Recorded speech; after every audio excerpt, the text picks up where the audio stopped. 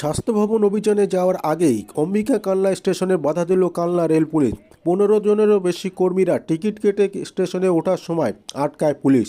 Ticket কাটলেও তাদের ট্রেনে উঠতে দেয়নি পুলিশ এবং তাদের টিকিট ফেরত নিয়ে তাদের টাকা ফিরিয়ে দেওয়া হয়।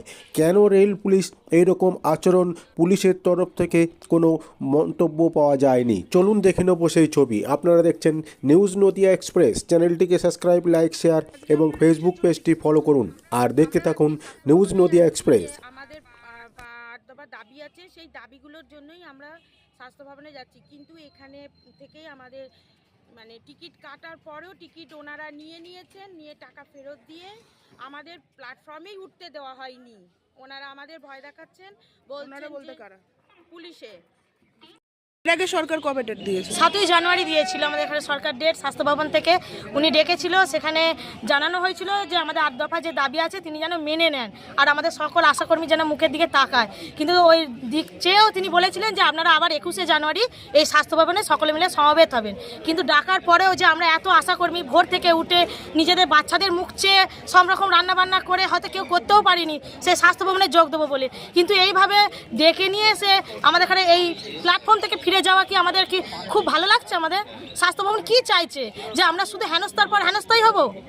কোন সরকারি পোস্টে কোন মানুষরা এতভাবে হেনস্থা হচ্ছে? আমরা তো চাইছি সরকারি স্বীকৃতিটা, যে আমাদের সরকার থেকে স্বীকৃতি দিক, আমাদের মাইনেটা বাড়াক, দফায় দফায় টাকা যেন না দিক।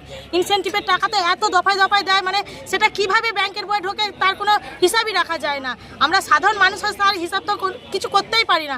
সব থেকে বড় কথা হচ্ছে আমরা যখন মাতৃকালীন আমি যখন নিজে মা হচ্ছি তখন আমরা কোনো ছুটি পাচ্ছি না, কি 45 দিন পর আমাকে কাজে জয়েন করতে হবে। কিন্তু যখন আমরা মাতৃকালীন একটা পরিষেবা যাচ্ছি তখন তাকে কি বলছি যে মা তুমি 45 দিন কেন 6 মাস তোমার বুকে দুধ একটা বাচ্চাকে খাওয়াও, তুমি সবসময় তার বাচ্চার সঙ্গে থাকো। আর আমরা যখন মাতৃকালীনের মা হচ্ছি তখন কিন্তু আমরা এই পরিষেবাটা পাচ্ছি না। তাহলে একটা স্বাস্থ্য ভবনের কাছে শুধু একটাই আমার দাবি যে স্বাস্থ্য ভবনের স্বাস্থ্য কি দেখছে সরকার? আমাদের কি স্বাস্থ্য বলে কিচ্ছু নেই? তাহলে আমরা ফিল্ডে কিভাবে একটা মাকে বোঝাবো? আমরা যদি 45 দিনের পর কাজে জয়েন করে যাই তাহলে আমাদের স্বাস্থ্যটা কি থাকবে? আমাদের বাচ্চারা কিভাবে 6 মাস বুকে দুধ পাবে? আমাদের কাছে সবসময় যখনই একটা ডেলিভারি মা হচ্ছে তখন আমাদের রাত 9টা 10টা পর্যন্ত আমাদের জেগে থাকতে হচ্ছে।